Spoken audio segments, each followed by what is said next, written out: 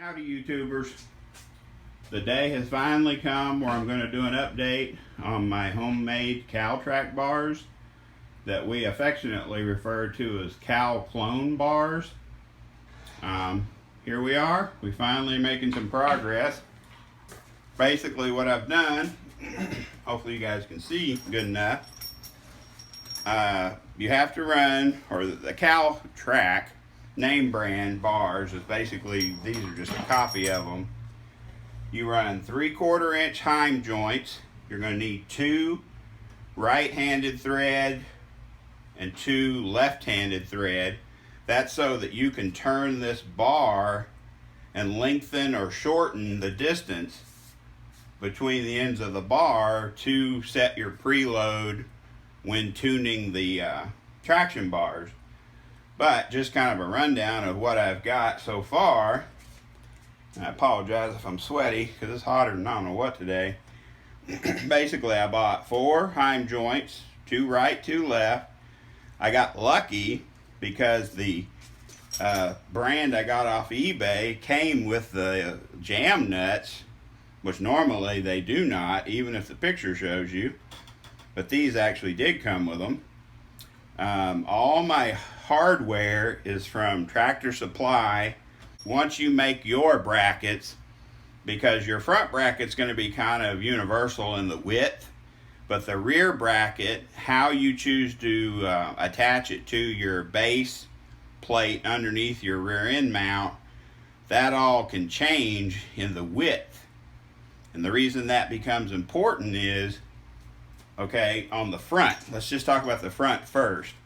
You have got a bracket and a bracket, but they want you to build spacers that holds this Heim straight up and down in the middle of your brackets, protected. You know, the Heim is protected by these washers, which are, you know, questionable, but you do need something to push up against the center tube, I guess you'd call it, inside the Heim. You're going to have to space between this washer and the inside of your brackets. Okay, now I have not test fit this on the vehicle yet. We're going to get that in just a moment. Here's the trick. Once everything is totally tightened down, and I do have a lock washer, this thing cannot bind. It has to move freely, even with the bolt completely tight. Now, in the back, it's a narrower bracket setup. Now, like I said, everybody does their own thing on how they build their rear brackets, how far apart they are. This is part of the process of working around and not having to spend the $400 that the brand name traction bars are. You're going to have to measure. I'm still not 100% sure how much of a spacer I'm going to need, but I'm estimating around a 1/2 inch on both sides to center this Heim in those rear brackets to where I can tighten my bolt and there'll be no binding or issues or rattling or any goofy stuff like that. So real quick, let me throw this in before we get underneath the vehicle. Okay, when you make your Cal clone brackets, what you're going to have is you're going to have a front bracket set that is made similar to like a triangle. You're going to have your large hole that goes to your front spring mounting or spring eye bushing. You're going to have a smaller hole that in between the brackets you're going to have, I think it's a 3/8 bolt. I think it's a 3/8 bolt with a tube around it that spins. That is your point that puts pressure on top of your leaf spring. So as you adjust the length of your traction bar, it in turn pivots here and adds pressure here on top of the leaf spring. Now, depending on what style of brackets you've made, you're going to have anywhere from 1 to, I think, 3 holes on this front bracket to dial in the suspension to your style of racing, whether it be automatic, stick shift, soft side tires, stiff wall tires, radials. There's a lot of stuff that goes in here, but we're not going to worry about that right now. What I'm trying to point out to you is all the hoopla and the magic about what length bar do I need for this vehicle. It actually changes from vehicle to vehicle and can change drastically based on you making your own bars, because each person makes their brackets slightly different and each person attaches these brackets in a slightly different manner. See what I'm saying? So you're not going to be accurate, and no one's going to do you justice by saying, hey, this is how long this bar is supposed to be, go buy some. What you're going to have to do, you're going to make your brackets. And I will tell you, you can go on the internet and you can look up traction bar, blueprints, whatever, and it'll show you a drawing with measurements and hole sizes to make these brackets, okay? But here's my point. Once you make your brackets, because you're going to need to make the brackets and get them installed on your vehicle before you're going to be able to find out what length bar you're going to need. Because what you're going to have to do is you're going to have to install the front brackets with your cross bolt between the brackets. You're going to have to install your rear brackets. Now, this bracket in the front has to be pivoted to where this pressure point is down, touching the leaf spring, okay? That was specified as a specific requirement when measuring for these bars. Because this should pivot freely on that main bolt. If it doesn't, change something, whether it be a washer, a bushing, something that will allow this whole assembly to pivot. This touching the spring, what they want you to do, measure center to center, center hole to center hole. That means from the center of this hole to the center of this hole in the back. That's going to be your rough overall measurement. Okay, what Speedway Motors tells you, and I followed, so God willing, say a prayer that everything fits properly, is once you have your measurement center hole to center hole minus 3 inches, and what that does is gives you the proper tube length to be able to install your Heim joints, have access or adjustability with your Heim joints and lock or jam nuts.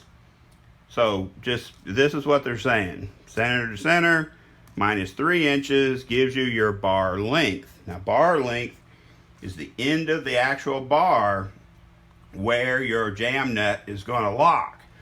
Now, if you're putting on those slip-in, weld-on bungs at the end, you're going to also have to account for that little length that sticks out of the end of the bar. So what I'm telling you in this video is I have a bar that's threaded on the inside. I did not have to have those little pieces that slide in and extend it farther, okay? Because that changes the whole game. You have to account for those. In my application, using my brackets installed my way, I had a overall center to center of 26 inches minus 3 inches, so I had to order 23-inch swedged bar, or tube, I guess is what they call it. So I did get the Cal clone bars installed on the Blazer. They are not adjusted. I don't even have the cross bolts torqued or tightened yet. I just wanted to kind of give you an update. One of the biggest challenges was getting the spacers right between the front and the rear, because you're supposed to space that bar to where it holds it, centered inside your bracket setup. I will point out, if you make your own bracket setup, your rear brackets can vary because everybody's gonna weld their rear brackets in a different spot if you don't select a predetermined width, you know what I'm saying? Then the front brackets are going to be pretty universal, especially on these S10s, because the spring is only so wide. So on the front side, I just had to use 2 7/8 nuts, and then some machine bushings, or they're like washers that I believe they're either 52 thousandths or 82 thousandths thick. So I got the front. Let me see if I can pivot you around here without making anybody sick. But you can see on this side up there in the front, I spaced it using the 2 7/8 nuts and those 2 machine washers, which fit perfect. I just need to tighten that bolt down. Now in the back, I wasn't 100% happy with the way it looks, but I was able to get it spaced 6, 3 on each side, 1/8 inch, 3/4 spacers. Let me give you a little view of that real quick. It's not a little shaky, so I'm not gonna hold that for very long, but it's not the optimal thing I wanted, which was trying to cut down some thick wall aluminum tubing, you know, and whatnot. But I'm trying to work with what I have and work around the tools I don't have. So I'm pretty happy with the way they look so far. I need to get those cross bolts tightened up. Then I'm probably going to have to take it down off these, it's got ramps under the back tires, to set in the driver's seat, and then try to get my preload. Online, Caltrac recommends a half turn of preload each side, and then tune to your combination or your chassis at the track as needed. So I want to try to get that done, and at least get the base setting in on them so it's drivable. So I'm really curious to see, you know, what kind of a difference this is going to make, because I've never had this style of traction bar on one of my own vehicles before. So it'll be interesting to see how much stiffer the rear suspension is and how it responds and all that good stuff. So basically, there they are, the Cal clone bars installed, yet to be adjusted. I'll try to put a total cost into the description at the bottom. Just rough estimate, I think I've got around $125 in them, but that's not a true representation of what it might cost you, because Richard had these brackets cut out at his work, so we had no money invested in the material nor the flame cutting to cut them out. So you might want to add that in, because I don't know, you know, what your availability is on this kind of thick. I think it's like I want to say it's like 3/16 thick plate that they use to make these brackets with. So go online, do a Google search. There are plans that give you all the measurements, hole sizes, all that stuff, how to make these brackets.